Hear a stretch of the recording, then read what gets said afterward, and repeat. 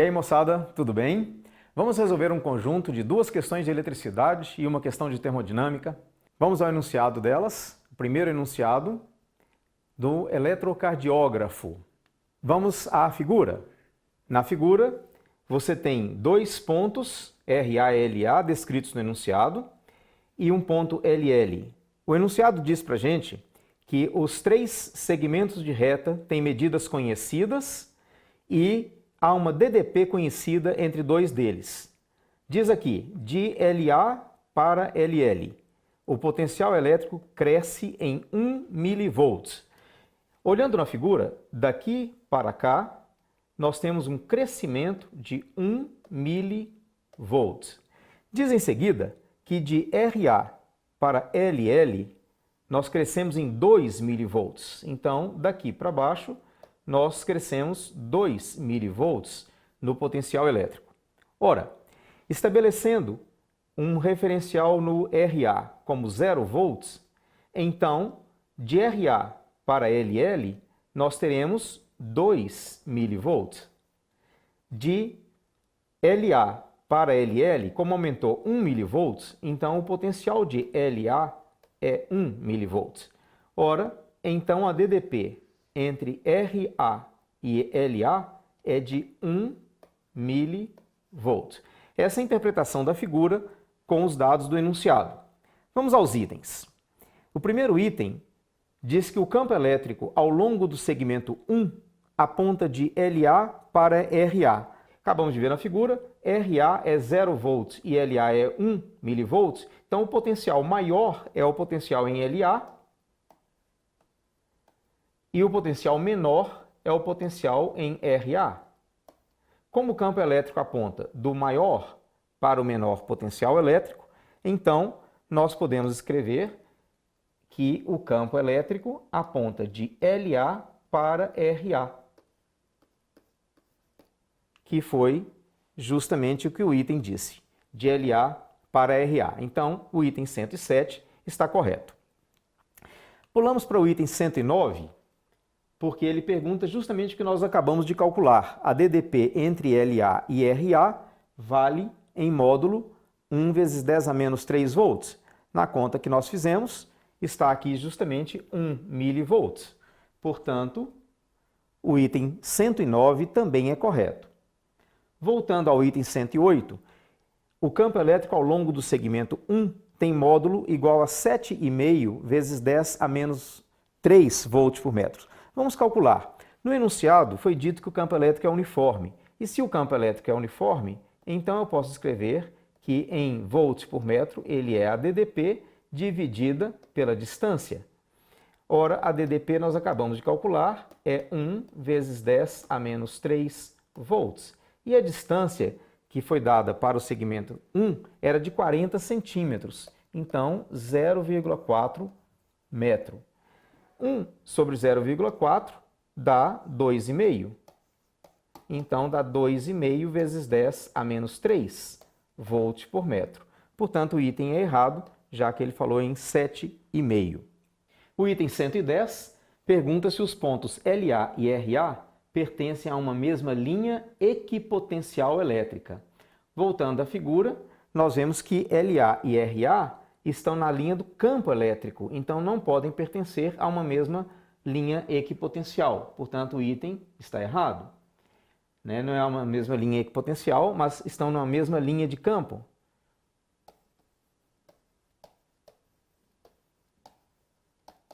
Ou uma linha de força do campo elétrico.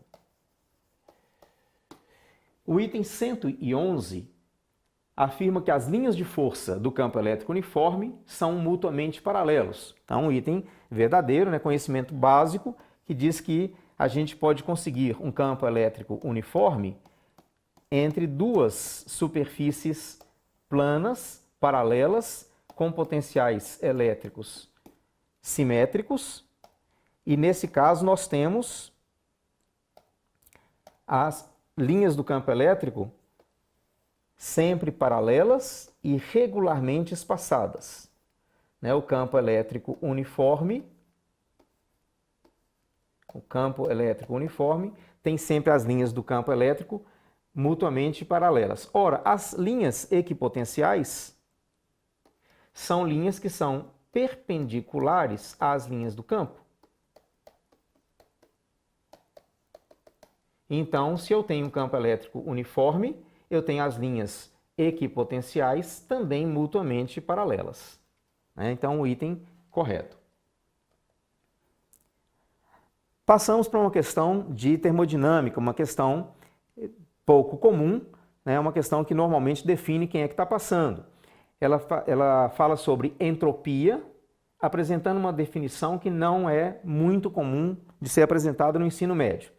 Depois que você lê o enunciado, o que deve ficar gravado? Ele definiu a entropia como a quantidade de calor trocada pela temperatura absoluta e também uma consequência disso, obviamente, pegando o ΔS associado ao ΔQ para a variação da entropia. E depois de apresentar essa definição, apresenta-se um problema para nós resolvermos. Vamos aos itens. O item 126 diz para a gente que a unidade SI da entropia é a caloria por Kelvin. Ora, só de escrever que aqui tem caloria, que está fora do SI, a gente já sabe que o item está errado, né? Como ele definiu a entropia como a quantidade de calor dividida pela temperatura absoluta, quando nós temos a unidade da entropia, ela vai ser igual à razão entre a unidade da quantidade de calor e a unidade da temperatura absoluta. Se eu falar no sistema internacional, então eu tenho aqui o Joule por Kelvin, né? A mesma coisa que Joule vezes Kelvin a menos 1. Então, o item está errado. O item 127 pergunta se é uma consequência da definição que o sistema absorvendo calor vai ter uma variação de entropia positiva. Ora, ele escreveu para nós que a variação da entropia corresponde à variação da quantidade de calor dividida pela temperatura. Se isto significa absorção, nós temos o ΔQ positivo, quando a absorção de calor. Portanto, o ΔS é positivo, já que as temperaturas Kelvin, temperatura termodinâmica, só podem ser positivas. Então, T é sempre um número positivo. Portanto, o ΔS também é positivo e ele diz que a variação de correspondente é positiva. O item está correto. O item 128 afirma que a variação da entropia associada a uma máquina de Carnot é nula. Este item está expressamente escrito no enunciado. Se nós voltarmos ao enunciado, nós vamos ver que ele afirmou para nós, aqui no final do enunciado, a variação da entropia de um sistema ideal reversível é nula. Um sistema ideal reversível é justamente uma máquina de Carnot. Então, o que está escrito aqui explicitamente, é que isto é uma máquina de Carnot.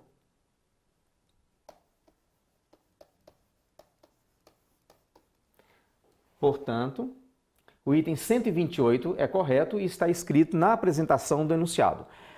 Voltando aqui rapidamente, nós temos sempre que prestar atenção ao enunciado, porque frequentemente apresentam-se definições ou afirmações de itens que estão sendo perguntados logo a seguir.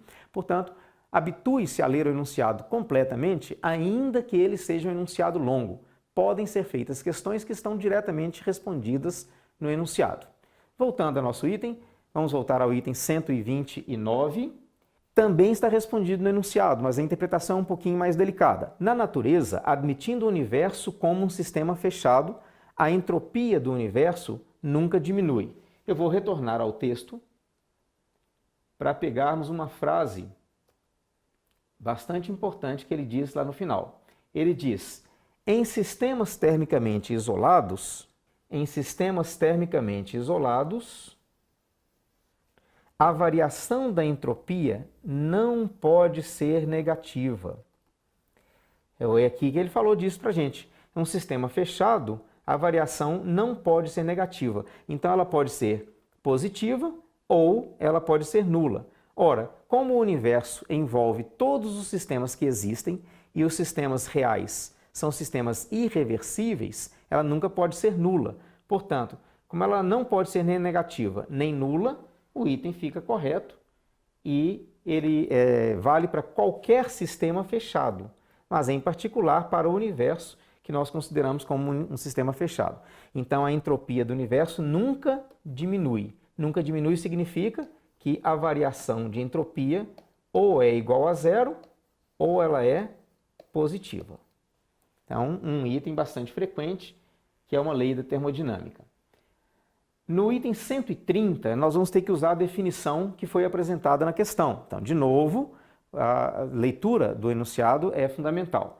A variação da entropia do gelo durante o processo de fusão foi em unidades SI aproximadamente igual a mais 122. Ora, a variação de entropia que foi dada como definição, ela é o Q, a quantidade de calor trocada pelo sistema, sobre a temperatura termodinâmica. Se eu quero achar isso aqui para o gelo, então eu preciso de pegar durante o processo de fusão. Durante o processo de fusão, este é uma quantidade de calor latente e, portanto, é a massa de gelo vezes o calor latente de fusão do gelo sobre que é a temperatura termodinâmica da fusão do gelo.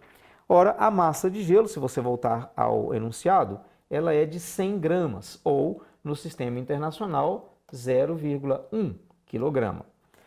O calor latente de fusão é 1/3 vezes 10 à quinta joule por quilograma, que foi dado no enunciado também, e a temperatura de fusão, é preciso cuidado para passar sempre para o sistema internacional, ela é de 273 Kelvin, né? 0 graus Celsius. Se você fizer essa conta vai dar 12,2.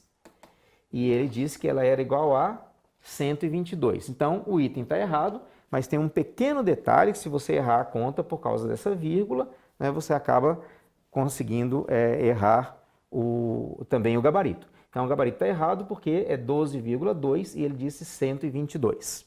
O item 130 é muito parecido com esse.